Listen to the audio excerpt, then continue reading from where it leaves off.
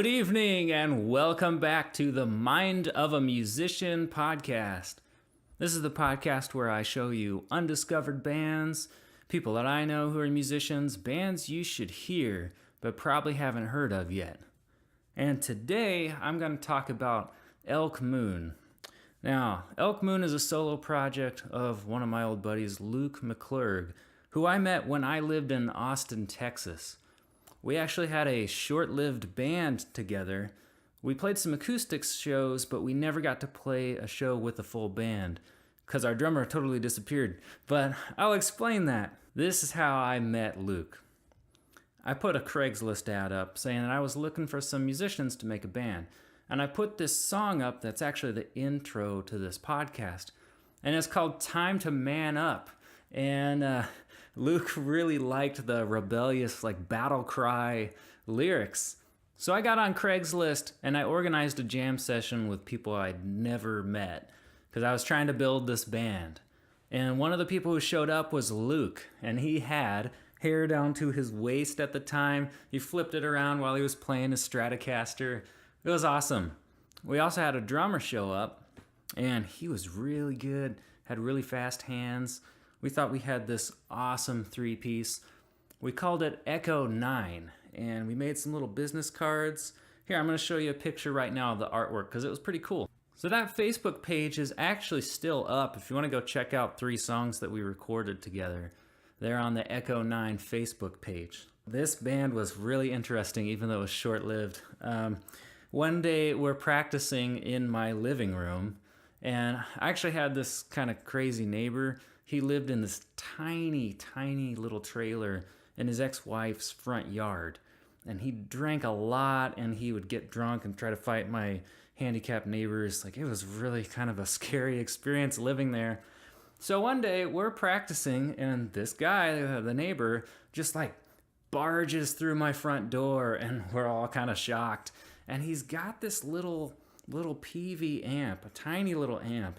And I'm playing this huge Mesa half stack, and he's like, "Hey guys, I got this awesome amp here." He had like a cowboy hat on, and he starts trying to sell us this tiny little amp, and he won't leave until we buy it. We didn't end up buying it, but he was really ticked off, and he just kind of stormed out.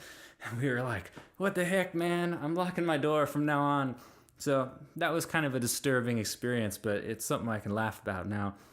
So that happened, and then something even crazier happened. First of all, Luke and I played some acoustic shows together, and then we're trying to book some shows. We're trying to find a bass player and put everything together, and our drummer just disappeared. We had no idea where he went. We couldn't get a hold of him for a week, and then suddenly he surfaces on Facebook, and he has moved to Dallas. We were like, "What the heck, man? Why wouldn't you tell us? Just disappear?" I mean, we thought we were becoming pretty good buddies. And then I never heard from him. A year later, I finally talked to him, and he apologized, and he's like, "I'm really sorry, man, but I actually had to flee Austin because I got kidnapped by people that I thought I could trust." And I have no idea what happened, but he was telling me that he was scared for his life. So he escaped, he said, went to his apartment, grabbed a bag full of stuff, and just drove off to Dallas. So, craziest way to break up a band ever is getting kidnapped. Well, after that, Luke and I tried to continue and find another drummer. And pretty soon after that, we played 5 open mics in a week. And I ended up paralyzing my right vocal cord. I couldn't figure out when it was going to get better, and I mean, Luke and I both moved there from different cities with nothing. He moved there from LA, and he was getting a little antsy because he's like, I got to get something started. He was working at a restaurant, and so he ended up deciding to go back to school and finish at Berklee School of Music. Probably a good decision for him, and in fact, for me, it took me a long time to recover from that vocal injury because I had to learn to re-sing from scratch because I had terrible technique at the time. So I did recover, but it took a long time, and I ended up moving to Wichita because it was kind of sad. All my friends left, And to see all these musicians playing awesome music in Austin and not being able to participate was kind of hard for me. So we both ended up leaving Austin, even though we loved it to death. Part of me hopes to go back someday. We went back to separate cities, and now I've got a solo project, he's got a solo project, and that's what we're going to look at today. We're going to look at his new solo project, Elk Moon. So the song we're going to look at is called Velvet Sky, and this song really struck me when I first heard it. I thought it was awesome. It's acoustic driven. I mean, he's a heck of a guitar player. The finger picking here is really good. It sounds to me like a song you would hear at the end of a movie when the main character is reflecting on the journey. So, any of you guys working on films, here's a good song to use, Given what I just shared with you about our journeys, I really understood what he was talking about in this song. And he's going to say, home is not a place. A lot about that concept, a lot about things that we've lost and moving on. And I was really moved by this. And when he said home is not a place, I get that because Austin has changed. It's grown. It's not the same. I still love it. But when I go back, it's so much bigger than when I lived there. And I moved there from Indy, and the house I grew up in has been flipped. Somebody bought it and flipped it. So, it's all been modernized. It doesn't look like it did when I was a kid. Where's my home? Maybe it's not a place. I really resonated with this. I would like to share just a little piece of the interview I did with Luke. If you go over to the Mind of a Musician Facebook page, you can read the whole thing. And it's outstanding. I mean, he was really transparent. So I recommend going over there and reading this. But this is what he says about this song. I want to read this to you before I play it. The first lyric, with a breeze upon my face, I try not to forget this place, was written in a garden on Long Beach. And there was literally a breeze blowing on my face, but almost instantly it expanded into an existential song about much more than a cool ocean breeze.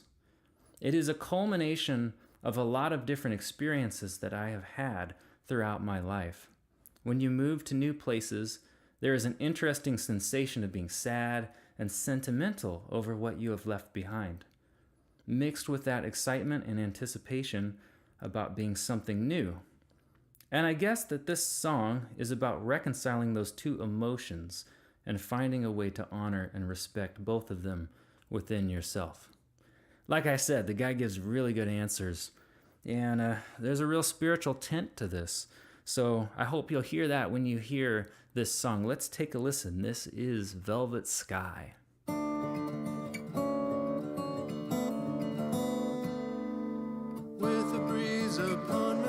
I try not to forget this place that I must surely leave behind. Not sure what I'm meant to be, and not sure what I'm meant to see, and not sure what I'm trying to find. All I know is that nothing can make me change my mind.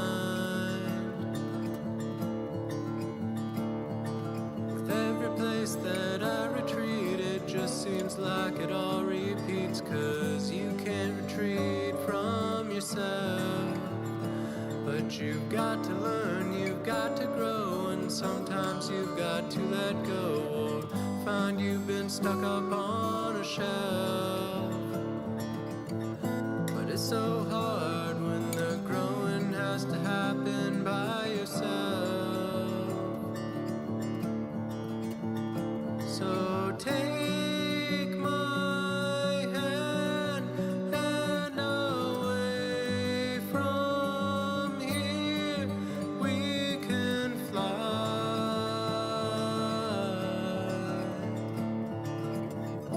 underneath the eaves of a crimson blue velvet sky.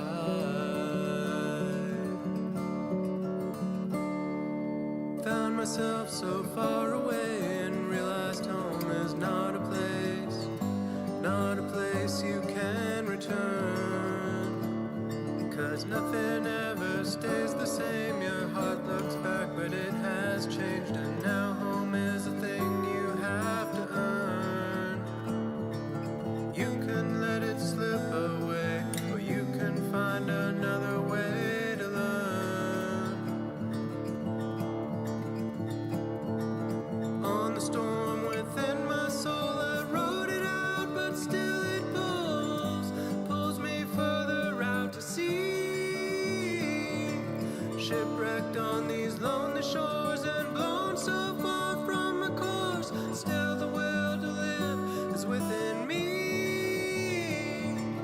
The lifeboat of my beating heart has not yet been torn apart from me.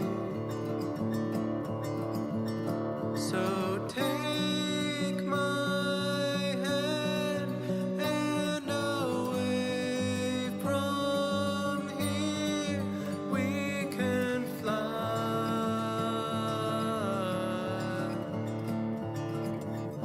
underneath the eaves of a crimson blue velvet sky.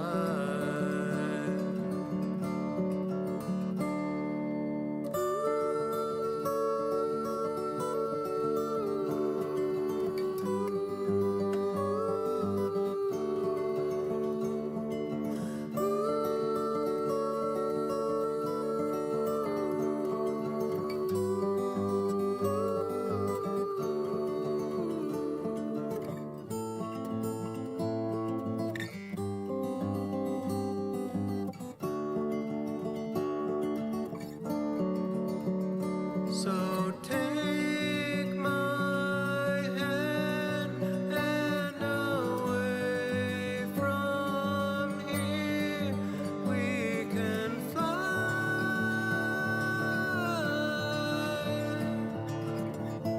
underneath the eaves of a crimson blue velvet sky.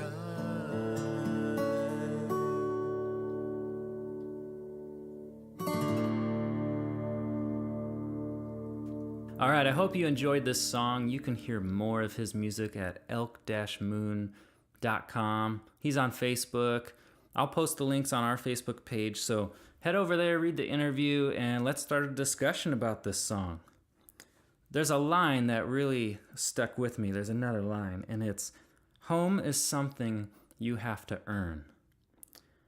I don't totally know what that means, but it's something that really interests me, and I'm still thinking about it. Found myself so far away and realized home is not a place you can return.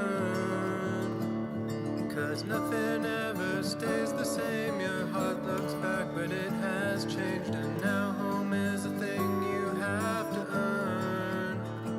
Another line that he says is, "The lifeboat of my beating heart has not yet been torn apart for me." And like I said, this guy is a true starving artist. We moved down there to Austin with nothing, and he's no quitter. And part of the reason I'm doing this podcast is because these guys work so hard, and they're doing music for the right reasons. And I think it's important to share the journey with them. And I hear all of that. When you know the background, the music means so much more. So let's play the good, bad, respect game. The good. I really like the lyrics. They're thought-provoking. They kind of tugged at my heart a little bit. I resonated with them because I share some of the experience that he has. But that finger picking on the guitar is so good. He is such a talented, well-rounded guitar player. I mean, the guy can shred, or the guy can do this delicate finger picking. That I think that's really good, and that's what shines on this recording. The bad, I don't really have anything bad to say about it. The only thing I could really say about this song is that I know from his old demos how far he's come as a vocalist. He's really started to develop well here. Now, his guitar playing is like at mastery level, so really the only tip I could tell him to do is keep doing what you're doing so that your vocals reach the level of mastery that your guitar has achieved. But, I mean, it's excellent. His voice fits the song here. He does a good job. He's done a lot of work. He's done a lot of classical training. Respect. I'm going to say going for it on falsetto. That is a really hard thing to do. I mean, my falsetto is really airy, but his sounds thick and full. And I really respect that. Just the willingness on a raw recording to do something like that with your voice. Because if you don't nail it, it exposes you. But here, I hear a good full falsetto. I can tell he's really worked to develop that.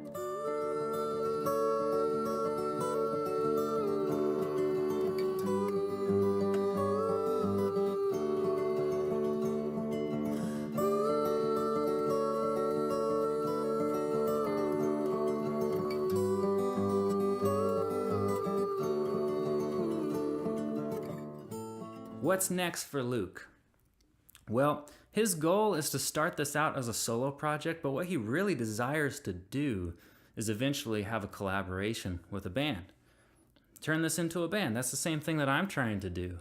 I got a project, Vandarth, and I'm trying to start it out as a solo project and turn that into a band as I get my songs done. Just kind of like the first Foo Fighters album. Dave Grohl started out alone, made some music, added some band members later. I respect that. Check out his stuff, elk-moon.com. He's on Facebook, Instagram, and we'll probably have him back again and maybe do a phone interview on a future episode. Hope you enjoyed it. Thanks a lot for tuning in.